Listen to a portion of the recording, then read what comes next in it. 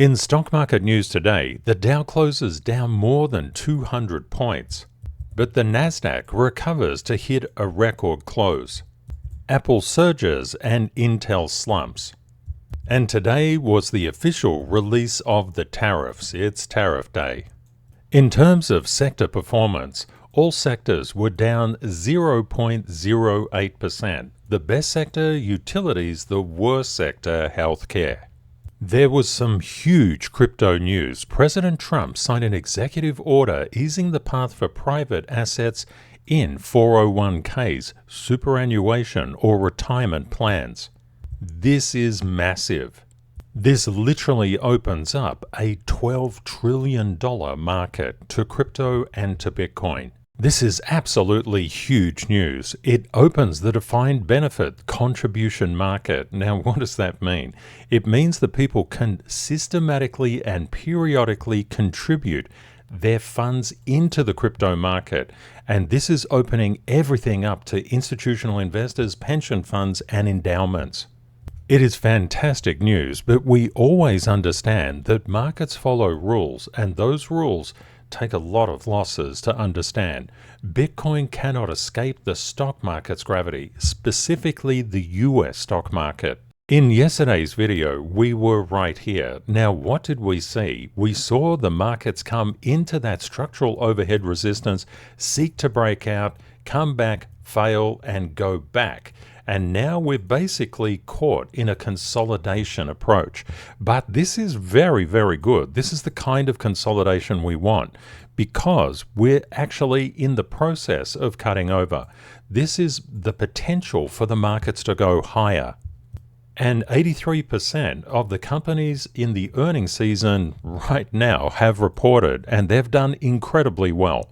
And the thing to understand, the stock market is driven by earnings. If the earnings are increasing, the stock market will increase.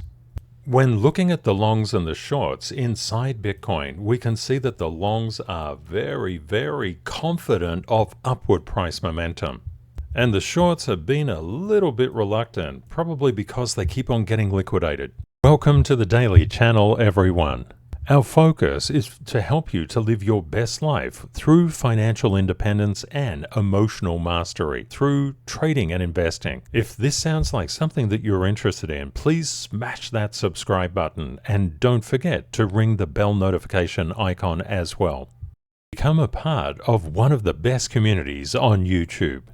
In the past 24 hours, there's been $320 million worth of liquidations, and the vast majority have been short liquidations. This poor guy just lost $34.28 million. The CTKS community always starts at spot because leverage can amplify the gains, but it can certainly amplify the losses. You can get wiped out if you don't know what you're doing, but many people have become experts in spot. Please let me know, if you're leverage trading, what platform do you like to use? The shorts, when they get liquidated, cause upward surges in price, and the longs, when they get liquidated, they go the other way. So one thing to always understand, where there are a lot of shorts, there is a big magnet on price to hit those levels. When we have the magnets on the longs, there's a lot of magnets inside the market to hit those levels as well. And this is literally why price is always moving in a wave. It perplexes people because they don't understand market mechanics, and it does take a really long time to do so. Losses inside the market can get really out of hand. So one thing to just bear in mind, you need a strategy. When that strategy focuses around the major charts that move the market, you're going to do better than 95% of traders and investors in terms of timing the market and also profitability. Let's look quickly through the cheat sheet. Row 1 and row 2 are the absolute drivers of risk on and risk off. They're incredibly important to understand. In yesterday's video, we were here in terms of row 1, which is the VIX, the Dixie, dollar yen, the 10-year, the 2-year, and oil. We saw that the VIX was coming down, and then it spiked up. Now, the interesting thing, As the VIX was coming down, we saw upward price momentum inside Bitcoin. And of course, with the presidential order putting Bitcoin and crypto into that $12 trillion market, of course, Bitcoin had some good news. And it was also helped by the fact that the VIX was coming down exactly at that point. We know this inverse relationship exists between Bitcoin and the VIX. And it's a little bit more than that. We saw also the dollar was coming down as, well, the DXY, the US dollar currency index, was coming down as Bitcoin was surging. Looking into row 2, we saw junk bonds coming down. The euro dollar came down and then went up. The markets were very uncertain in the past 24 hours. There was a huge degree of turbulence, and that's what we anticipated anyway. Things were looking a little bit out of alignment, but they're starting to come back into focus. And look at gold. Yeehaw, it was going for it. And silver as well. One thing that we've seen previously, gold tends to rally up before Bitcoin does. Silver also. And inside the service, I've been talking to the members there about the role that silver plays predictively with Bitcoin. It is quite strong. And the service video for this month is going to be an absolute knockout. Looking into row 3, which is the major market indexes, the S&P 500, the Nasdaq, the Russell, and the Dow, we saw a big surge up followed by just a terrible sell-off. Look at that. Shocking stuff. Now, one of the things that you'll notice, the Russell has a very different composition to all of the other charts. Keep your eyes on the Russell. Looking into row 4, which is Apple, Tesla, Microsoft, and Nvidia. These particular charts are all marked up with their structural levels, and that's shared inside the service for members. When we look at Apple, it gapped up really nicely and continued its positive momentum. We can see Tesla is starting to come up. Tesla is a very good risk-on and risk-off indicator for the markets. And Tesla has been under a degree of pressure. It's trying to catch up to the other leaders. Microsoft was rallying but pulling back. Nvidia is also pulling back. Strategy is also doing well, and it's still got the MicroStrategy ticker on TradingView. So if you call it MicroStrategy or strategy, yeah, it's okay. Now, when we look at Bitcoin, we can see very plainly and clearly that if you want to get into strategy, follow Bitcoin. It's really important. Row 5 is the start of the crypto market. Total crypto market cap, Bitcoin and Ethereum.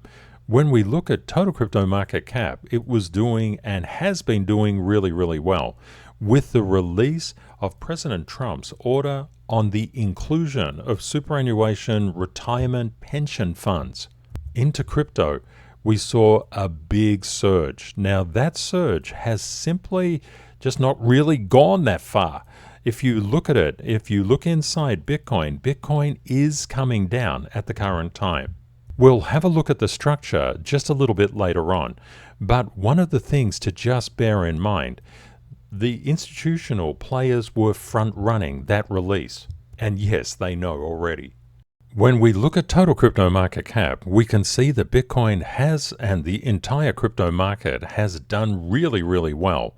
Now, one thing to understand, when the markets come up through a lot of levels of structural overhead resistance, they need time to consolidate, and they will typically come back and retest. This is just a normal behavior in market.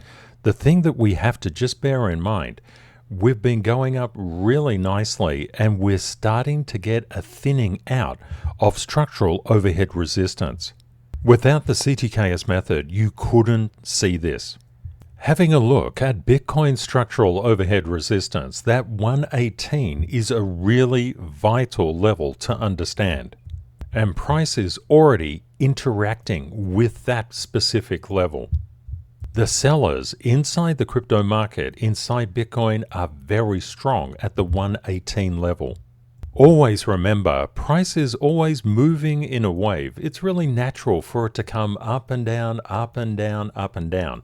It's either going to create a degree of strength and rebound, or it's going to show weakness, retest, and resume down.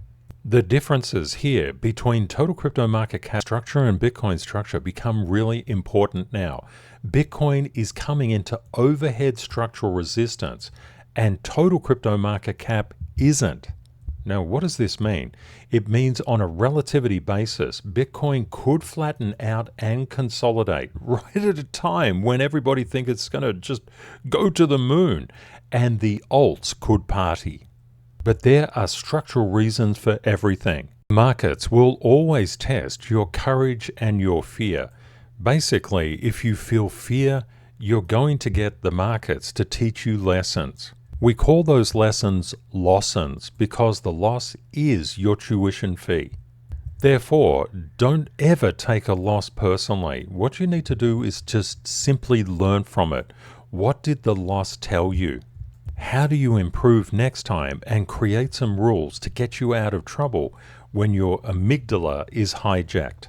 That's literally what the markets do. The markets terrify people. Any downtrend, any flick down is going to zero, and any uptrend green fire is heading towards infinity and beyond, and never coming down. Please let me know in the comments. We call this green fire. Green fire is when the candles just go up and up and up and everybody's just scared to death of missing out. Have you ever been burnt by green fire? Please let me know in the comments. If you have, you're not alone and you're strengthening. Green fire burning is a rite of passage. Rule 723 is master fear. Mastering fear is something that we must do inside the markets. If you get burned by green fire, if the hell candles take your account to hell, that is fear doing its wicked business. Looking into row 7, which is ADA, Doge, Solana, and XRP, we can see that green fire got basically retraced by this move in ADA. What about inside Solana? It got retraced completely. This is a very important thing to just bear in mind. If you feel like you're missing out, just wait a while. And fortunately or unfortunately, in crypto, you do not have to wait long, but crypto is incredibly forgiving. Another thing that we know, the crypto market is a massive source of personal development. You have to deal with uncertainty. And a lot of people say, oh, I need certainty. Just think about it like this. If you think about how the next 24 hours is going to play out in your life with your decisions, can you be 100% certain your decisions will take you exactly where you need to go and everything will happen exactly as you anticipate? And can that happen every single day for the rest of your life? No surprises. You know everything in advance. To be human is to live with uncertainty, so we need to stack probabilities. And we know on Solana, this 170 level was a very, very important level to get across. And guess what? We're across it. Don't be at all surprised if we get a retesting of that 170 level at some stage.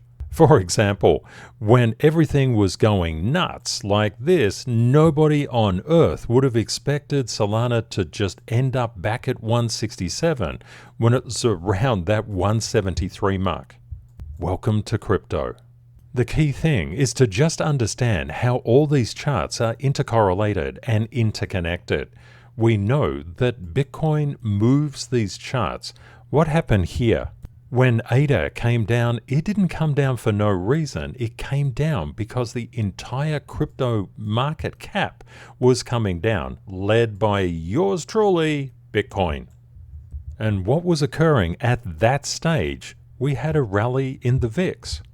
When you understand intercorrelation and interconnection, it's an absolute goldmine. Keep your eyes on the alts because they feel momentum shifts inside Bitcoin first. Always remember that the major market indexes do determine crypto's fate. Good news is good news, but if the major markets are selling down, they will suppress any upward momentum. Therefore, it's really important to keep your eyes on the major index futures. And so far, they're looking really good. I'd like to thank everybody for their awesome comments in yesterday's video and previous videos. We discussed some really meaningful stuff inside our community.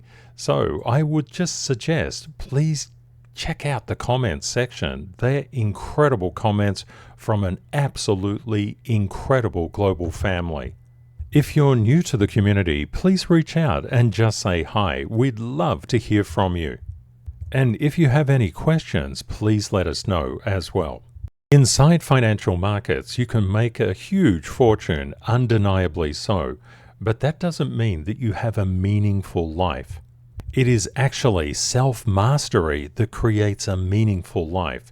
Great day or night ahead, my friends, and Kate and I look forward to catching up with you again in the next video. Bye for now.